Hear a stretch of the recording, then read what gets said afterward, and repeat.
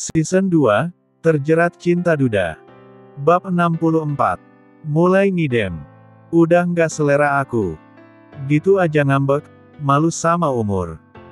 Bujuk kayak yang bukannya malah diomelin. Liburan sama kalian malah bikin puyeng, yuk yang kita pergi main, ajak Juna. Meninggal dua pasangan ini.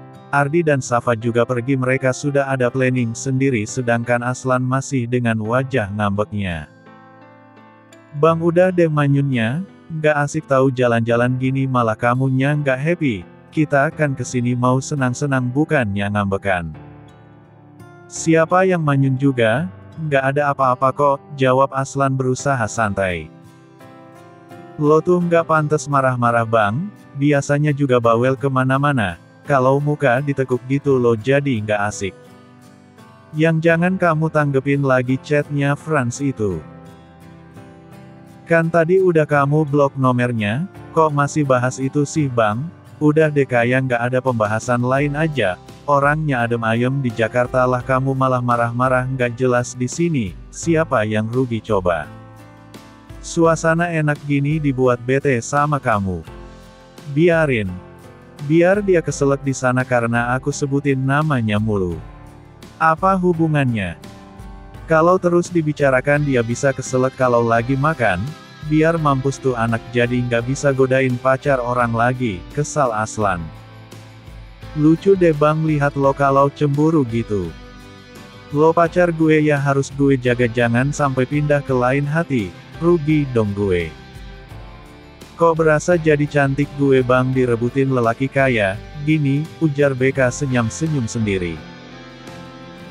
Kamu memang cantik kok, abang aja yang lambat sadarnya, puji Aslan diiringi senyuman manis dan berhasil membuat BK tersipu malu. Lo pintar gombal bang, pantesan banyak pacarnya. Siapa bilang? Kamu doang kok pacar abang sekarang yang paling abang cinta dan sayang, ucap Aslan menarik pinggang BK dan merangkulnya lebih erat. Saat ini pasangan muda ini memutuskan untuk jalan-jalan ke taman wisata. BK ingin melihat pemandangan luar yang memanjakan matanya. Gombal. Serius. Kalau kamu direbut lelaki lain abang bisa gila kah, ujar Alsan lagi menatap lekat wajah sang pacar. Udah deh bang bukan kamu yang gila kalau diginiin tapi gue juga, dari tadi jantung gue nggak karuan nih digombalin mulu. Itu tandanya kamu juga cinta sama aku. Udah aku kamu nih, goda BK membuat Aslan gemes dan menul hidung perempuan ini. Mulai sekarang biasain deh yang aku kamu, nggak usah lo gue lagi kan nggak lucu kalau kita menikah panggilan anak kita lo gue. Hahaha. Masih lama kali bang. Siapa tahu kamu berubah pikiran pulang dari Malaysia langsung minta dinikahin. Aku sih oke aja, siap lahir batin.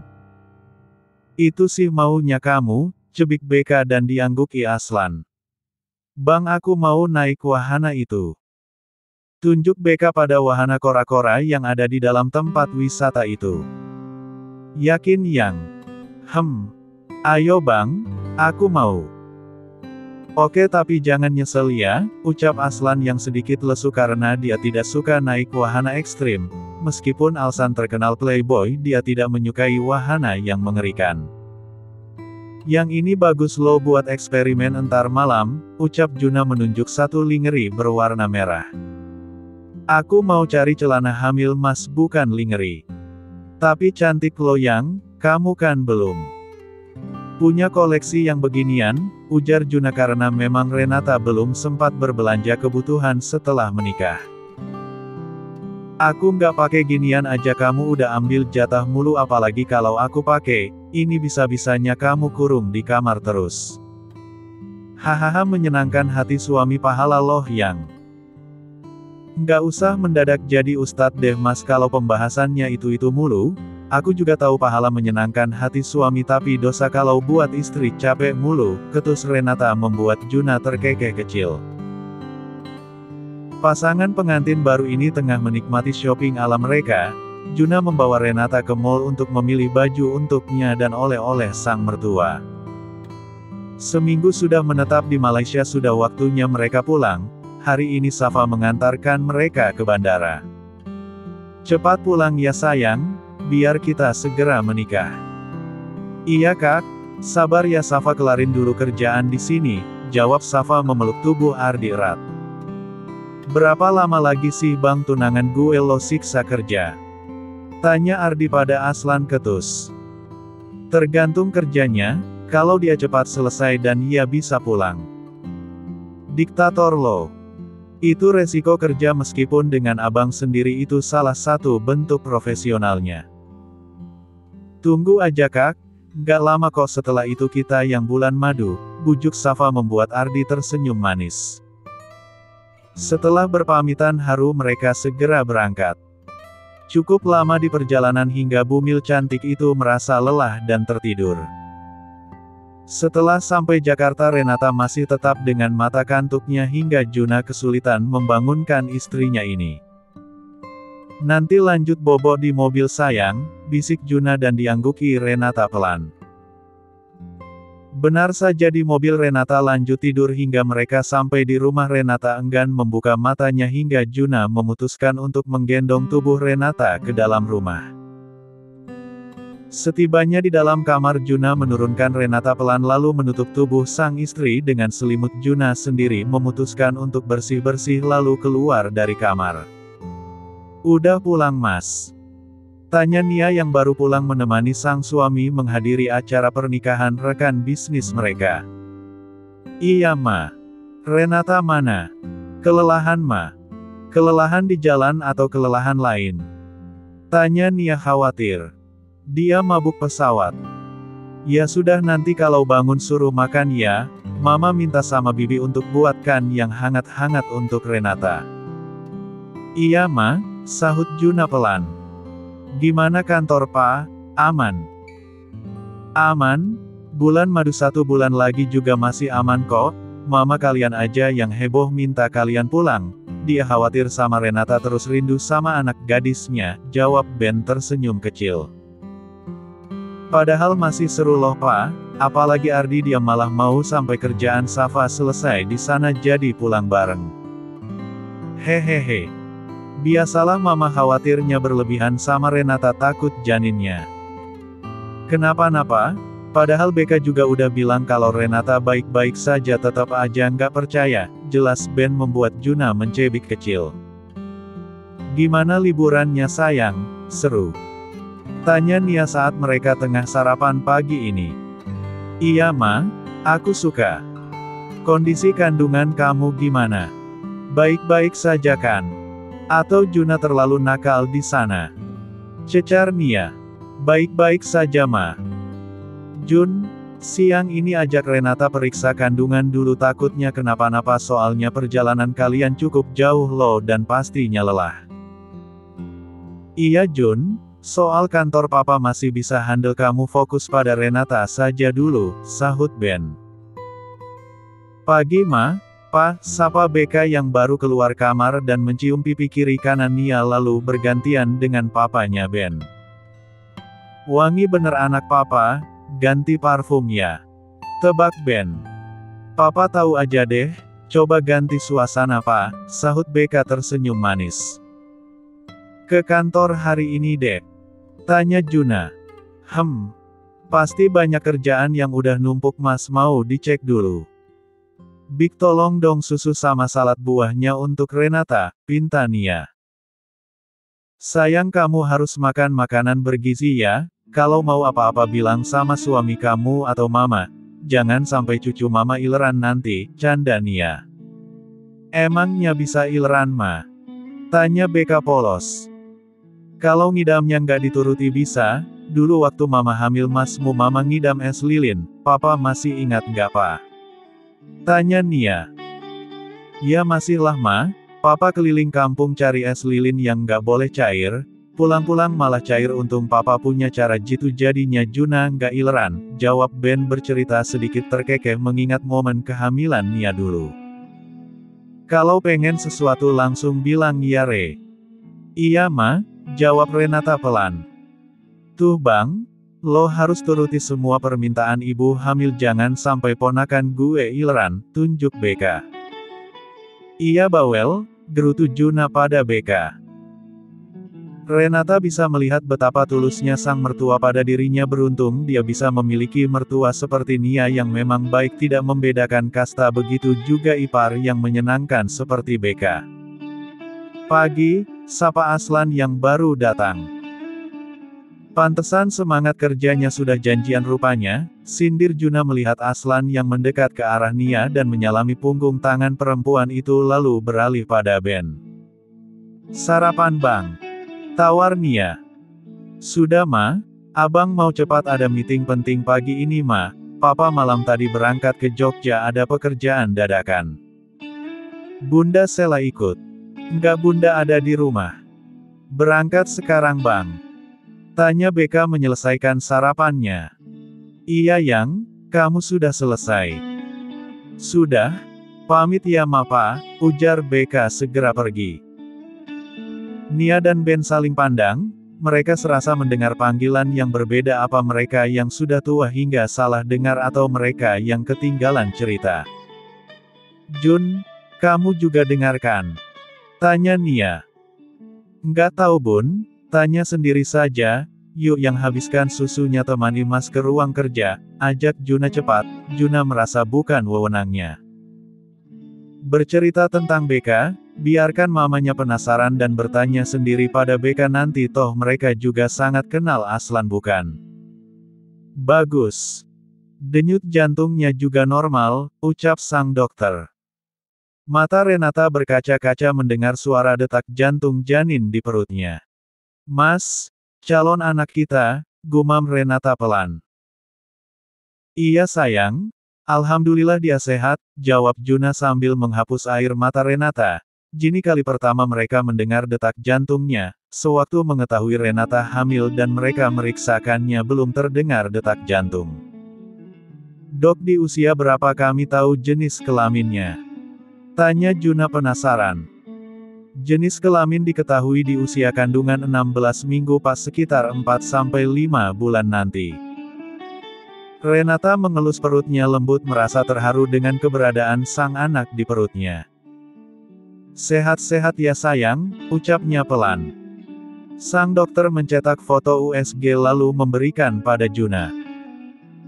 Saya resepkan vitaminnya ya bun, jika ada keluhan bisa kembali lagi kemari, jangan lupa minum susu hamilnya dan ibu harus makan makanan sehat serta bergizi agar nutrisinya tetap terpenuhi. Renata mengangguk, dia mendengar ucapan dokter dengan baik, apalagi sang suami sangat menjaga apa saja asupan makanan yang boleh Renata makan. Untuk susu hamil mama Nia sangat perhatian pada Renata. Untuk mual Renata tak begitu parah, hanya sesekali jika sedang gosok gigi pagi hari, selebihnya aman, Renata masih bisa menahannya. Renata tak dapat menahan senyumnya setelah mereka keluar dari ruang pemeriksaan, memandangi hasil USG yang di dalam genggamannya. Sebentar lagi mas akan jadi papa sayang, terima kasih ya, berkat kamu mas bisa jadi lelaki sejati. Iya mas. Aku juga berterima kasih mas sudah mau mengerti aku dan selalu ada untukku. Kalau anak kita perempuan pasti lucu deh yang, mirip kamu versi mininya, ucap Juna sambil tersenyum manis mengusap bahu Renata lembut. Sepasang suami istri ini berjalan bersisian meninggalkan rumah sakit yang masih ramai. Juna memperlakukan Renata sangat manis hingga Renata sendiri tak henti-hentinya bersyukur mendapatkan lelaki ini. Yang bulan depan kita harus siapkan kamar baby, ucap Juna membuka pembicaraan saat mereka sudah di dalam mobil. Apa nggak terlalu cepat mas? Mas rasa sudah bisa dicicil dari sekarang yang, biar nggak keteteran terus, jika ada yang kurang bisa cepat dibeli, apalagi kalau ada yang perlu direnovasi akan memakan waktu cukup lama juga yang. Mungkin aku harus konsul dulu deh mas sama mama Nia. Boleh. Atau kamu mau kita pindah rumah yang? Aku ikut mas saja, di mana saja aku mau asalkan sama mas. Mas juga maunya sama kamu terus, nanti malam kita bicarakan sama mereka sayang mana yang baiknya. Ya mas, sambil kita bikin list barang-barang yang dibutuhkan buat kamar baby nanti, Usul oma dan auntinya juga perlu loh mas agar semuanya bahagia, apalagi anak kita cucu pertama, biasanya omanya yang lebih dominan. Pasti BK tuh yang paling heboh, apalagi kalau anak kita beneran perempuan bisa hancur tuh dibuat BK. Hahaha. Biarin aja mas, jangan dilarang, justru kalau anak yang terlalu banyak pantangan jadi mudah sakit mas. Memang gitu yang mintanya sih enggak, tapi kata orang tua dulu kebanyakan pantangan justru imun tubuh anak akan rendah mas. Mas ikut kamu aja deh yang, mas nggak punya pengalaman ngasuh bayi. Lah mas pikir aku punya gitu, pecah perawannya aja sama mas, urus sama-sama lah mas, jangan mau enak pas buatnya doang. Hehehe, iya sayang, maaf. Ucap Juna menarik tangan Renata dan menciumnya berkali-kali. Perasaan lelaki tampan ini tengah berbunga-bunga karena hanya beberapa bulan lagi statusnya berubah menjadi papi muda. Mama nggak setuju kalau kalian pindah rumah Jun. Rumah ini besar mas, menampung beberapa keluarga lagi juga pasti muat, meskipun BK juga menikah. Lantai atas bisa kamu tempati jika keluarga Renata ingin menginap di sini, mama juga tidak keberatan, kita semua welcome kok, jadi nggak ada alasan buat kalian pergi dari rumah, ucap Nia sedikit meninggi, dia tidak ingin berpisah dengan anak dan menantunya begitu cepat. Masih usulan juga ma, belum ada pembahasan yang lebih serius kok, nyantai aja kali, ujar Juna mencoba menenangkan sang mama. Menurut papa ada baiknya kalian di sini dulu Jun, apalagi kamu sibuk bekerja, Renata tidak ada temannya jika kalian pindah rumah nanti. Takutnya Renata sendirian kalau ada yang sakit kan repot Jun, kalau di sini Renata banyak temannya. Iya pak, kemungkinan bulan depan kami akan merenovasi kamar untuk calon baby jika memang tidak jadi pindah, jawab Juna mengalah. Kalau kalian tidak mau kamar di atas bisa pilih kamar di bawah saja Jun, nanti disatukan saja dengan kamar lain atau diperbesar agar lebih nyaman dan luas, usul Ben lagi. Di atas saja pak, kan di sebelah kamar Juna ada ruangan kosong tuh, jadi rencananya itu saja yang direnovasi pak, kalau mau dirombak sayang entar nggak kepake lagi. Terserah kamu mas, yang jelas mama maunya kamu sama Renata di sini saja, nggak usah pindah-pindah segala. Rumah dibuat besar-besar buat ditempati bukan malah ditinggalkan, tegas Nia dan diangguki Juna pelan. Untuk barang-barang jika belum tahu jenis kelaminnya beli warna netral saja Re, biru atau kuning gitu biar nggak mencolok banget nantinya kalau baby yang lahirnya perempuan. Mending pas udah tahu jenis kelaminnya aja Re, jadi lebih unyu gitu. Kalau perempuan bisa dipilih dekor pink semua, kalau lelaki bisa merah atau biru gitu, sahut BK ikut berkomentar. Apa nggak terlalu lama ma? Tanya Juna. Kamu kira melahirkan anak kucing apa? Anak kucing aja butuh waktu 9 minggu, apalagi Renata 9 bulan Jun, nanti kehamilan 5 bulan kalian cek jenis kelaminnya terus pesan online deh. Atau kalau Renata kuat belanja langsung ke mall, sekarang zaman udah canggih mas, bukan zaman Datuk Maringgih lagi yang apa-apa harus panggil warga sekampung buat bantuin. Tuh mama tahu kenapa masih sering bahas perjodohan, tunjuk Juna.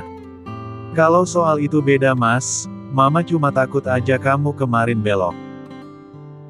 Kalau tahu kamu sama Renata mah mama tenang-tenang aja, malahan mama yang nikahi kalian cepet-cepet nggak bakalan sampai hamil duluan begini. Kalau nggak hamil mah nggak bakalan mau Renata nikah sama Mas Juna juga mah, celetuk BK dihadiahi tatapan tajam dari Juna. Kamu juga kah? Mama mau nanya, kamu jelasin hubungan kamu sama Aslan, jangan jalan berdua mulu tapi nggak ada kejelasan, cecar Nia. Maksud mama? Jangan pura-pura bodoh deh kamu, mama belum terlalu tua. Pendengaran mama masih baik, panggilan Aslan pada kamu sudah berubah, apa kalian pacaran? Aslan lelaki baik ma, apalagi kita sudah mengetahui bibit, bobotnya keluarga Aslan, jika memang berjodoh tidak masalah kan, potong Juna dan diangguki BK setuju. Bukan itu masalahnya, kalau memang jodoh mama tidak mempermasalahkannya tapi ya tetap harus ada batasannya kak. Kamu anak perempuan gak bisa main pulang pergi seenaknya, ingat Nia. Iya ma, aku juga belum mau menikah. Kami masih menjalani penjajakan dulu ma sampai aku benar-benar siap lahir batin nantinya. Bagaimana menurut papa juga? Tanya Nia menatap lekat wajah sang suami. Tidak masalah ma, menurut papa juga pernikahan bukan ajang siapa yang cepat tapi lebih ke yang tepat. Jika memang Aslan lelaki yang tepat ya papa restui saja, toh kita juga sudah saling mengenal keluarga. Aslan sejauh ini baik dan juga sopan kan? Jawab Ben santai dan disambut senyuman oleh BK. Ben memang ayah yang sangat pengertian. Dia tak pernah membatasi setiap pergerakan anaknya asalkan masih dalam batasan wajar menurutnya. Iya tapi mama nggak mau berlebihan jika memang belum memutuskan untuk menikah, tegas Nia. Mama nggak gaul nih, kita kan masih muda nggak mau perlu nikah. Cepet-cepet juga kali ma, ucap BK. Gaul-gaul kalau udah hamil gimana? Ya kalau jalannya mulus-mulus aja, kalau nggak, siapa yang rugi perempuan kan? Omel Nia membuat mereka semua terdiam. Jika nyonya besar sudah mengomel mereka tak berani menjawab lebih. Sayang kamu mau kemana? Tanya Juna yang melihat Renata sudah rapi dengan pakaian kerjanya. Kerjalah mas, mau kemana lagi? Kerja. Beo Juna. Ya kan aku belum selesai magangnya mas di kantor kamu jadi mau masuk lagi sekarang. Jangan aneh-aneh deh yang, nggak ada magang-magangan. Di rumah aja kamu, tegas Juna. Mas, kalau aku nggak magang gimana nilainya? Sayang loh kalau harus berhenti kuliah. Sebentar lagi juga mau selesai mas, boleh ya, mohon Renata. Nanti nilai kamu langsung 10, ujar Juna lagi. Mana bisa begitu mas, mentang-mentang kantor kamu, kan aku juga butuh ijazah nantinya bukan sekedar nilai doang. Nanti mas yang langsung hubungi kampus kamu yang, nggak usah ya di rumah aja kamu juga bisa lulus kok, mas jamin deh nilainya tinggi. Renata menghela nafas panjang, bukan cara begini yang dia mau tapi mau bagaimana lagi status mereka memang sudah menikah dan Renata harus mengikuti kemauan suaminya. Ganti bajunya, nggak usah berpikir bisa kerja-kerjaan segala, kerja kamu tuh cuma di ranjang aja, nggak usah cari kerajaan lain. Renata sedikit cemberut sambil mengganti pakaiannya kembali. Yang, ini kartu buat kamu, mau dibelanjain apa aja boleh, nggak usah nanya-nanya. Kalau ini ATM untuk pegangan kamu, kalau kamu mau kirim buat Riri atau ibu bisa di sini yang. Besok mas beliin HP baru nanti diinstal aplikasi banknya biar kamu gampang kirim duit nggak perlu keluar rumah lagi. Jelas Juna memberikan 2 kartu untuk Renata.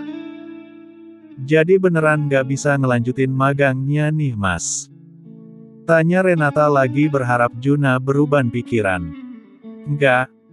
Kamu ke kantor sebagai nyonya bukan karyawan lagi sekarang, tegas Juna.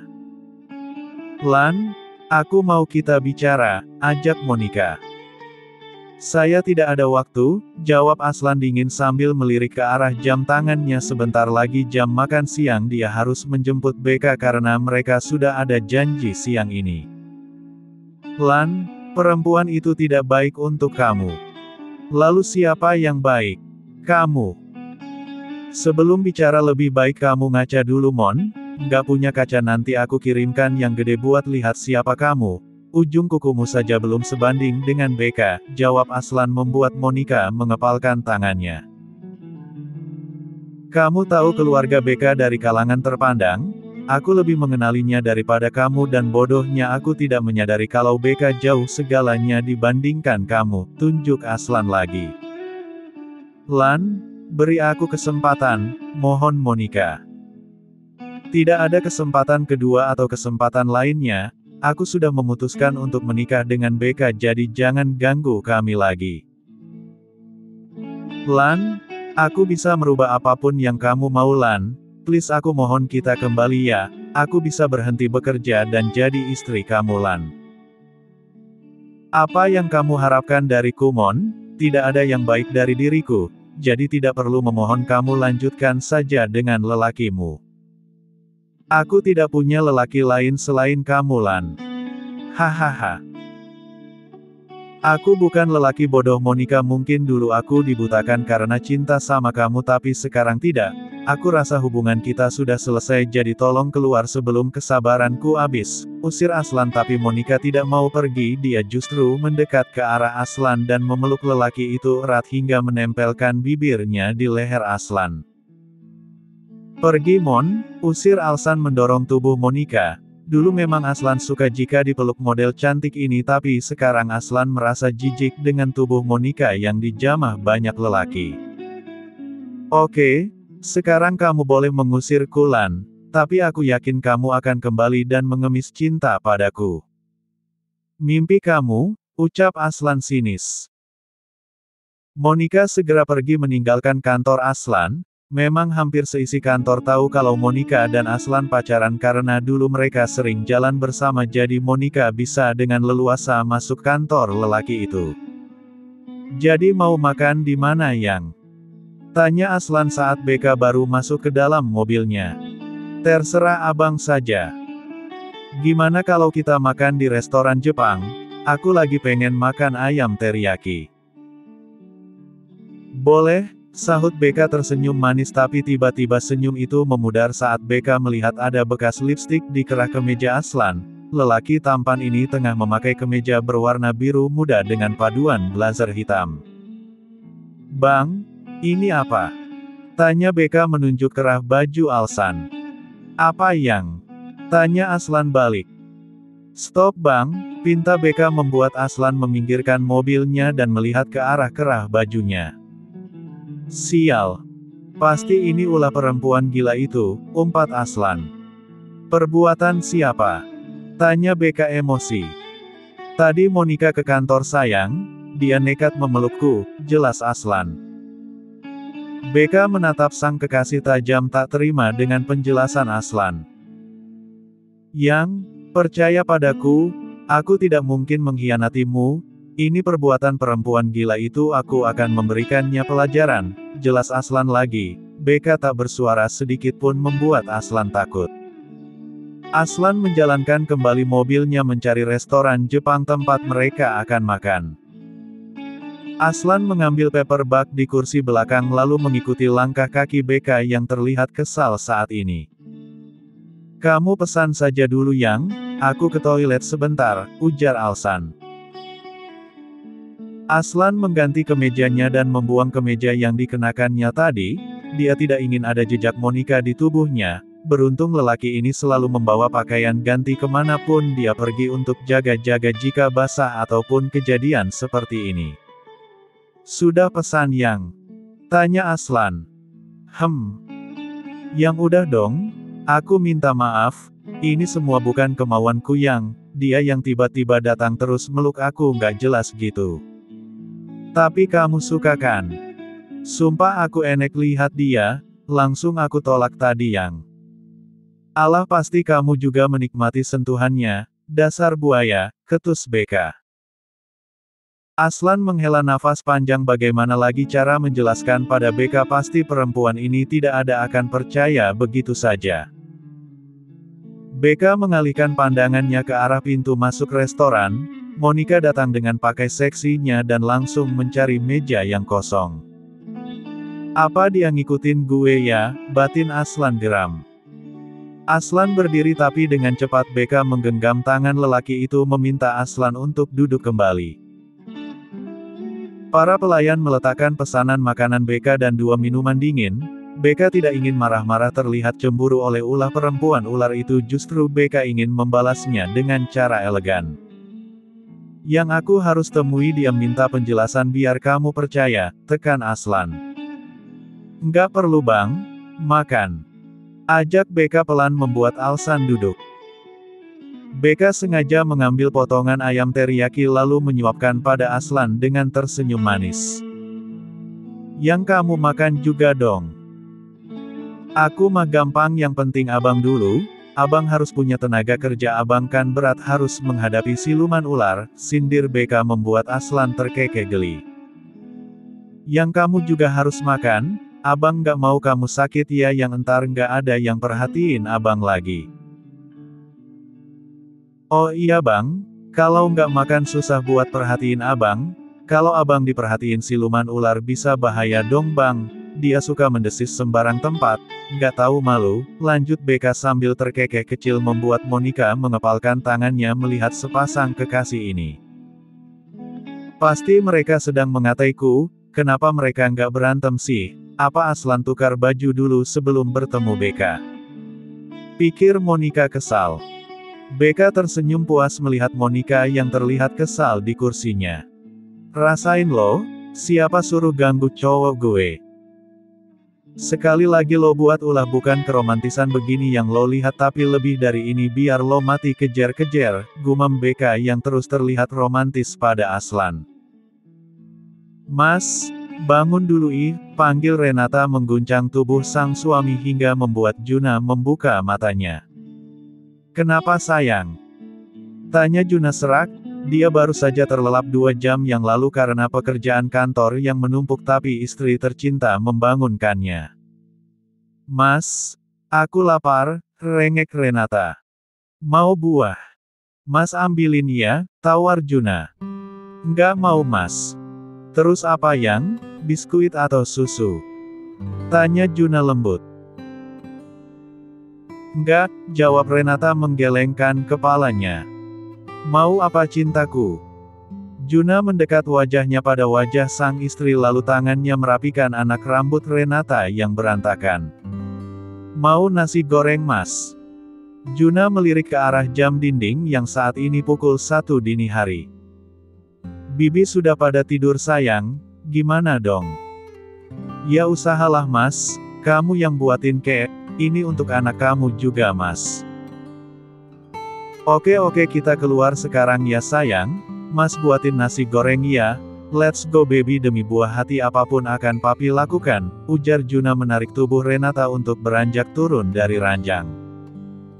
Mas gendong, rengek Renata lagi, dengan sigap Juna membopong tubuh perempuan cantik ini.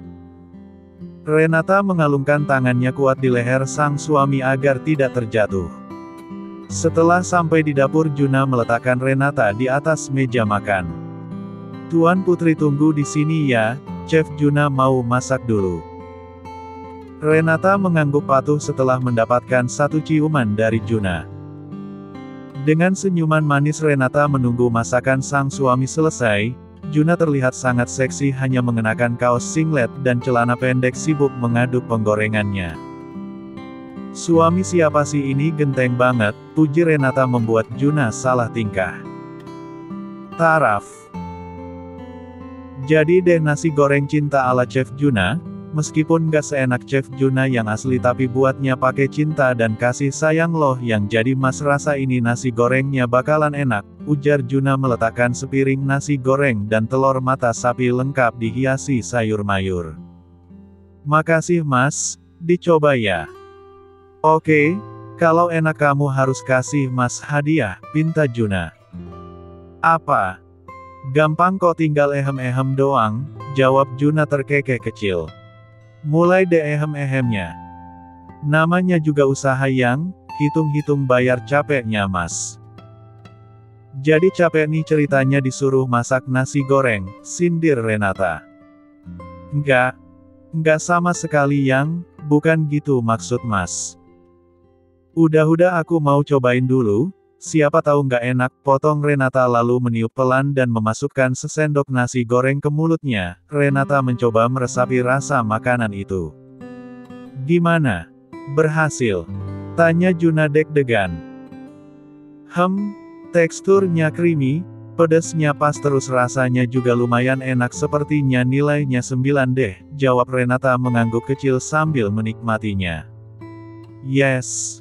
Berhasil, yang jadi dapat hadiah dong. Pekik Juna. Hadiah apa? Tanya Beka yang melihat sepasang suami istri ini di dapur. Ngapain lo dek? Tanya Juna heran melihat Beka yang keluar kamar. Haus. Lupa bawa air tadi, kalian ngapain? Renata lapar minta nasi goreng. Ngidam Lore. Tanya Beka. Nggak tahu kah? Iya kali. Ngidam lo nggak kreatif Re minta cariin nangka masak kek atau kalau nggak es cendol, kompor Beka. Kan asik tuh kalau Mas Juna keliling malam-malam nyariinnya, jangan dikasih pulang kalau belum dapat. Brengsek lo, itu bukan ngidam tapi nyiksa gue tolol, marah Juna. Hehehe. Sesekali ngerjain iyo, kapan lagi bikin lo kalang kabut kalau bukan pas Renata ngidam, jawab Beka terkekeh kecil. Jangan Yayang, ngidamnya yang waras aja deh nggak usah dengerin dedemit ini. Sialan lo ngatain gue dedemit, cantik gini. Gue sumpahin Renata ngidamnya aneh-aneh kalau perlu minta lo manjat Monas sekalian, ucap Beka mencibir kecil lalu segera pergi. Renata hanya menggeleng kecil melihat perdebatan Tom and Jerry ini, jarang sekali mereka terlihat akur meskipun saling menyayangi tapi ada saja hal kecil yang memancing perdebatan. Bersambung.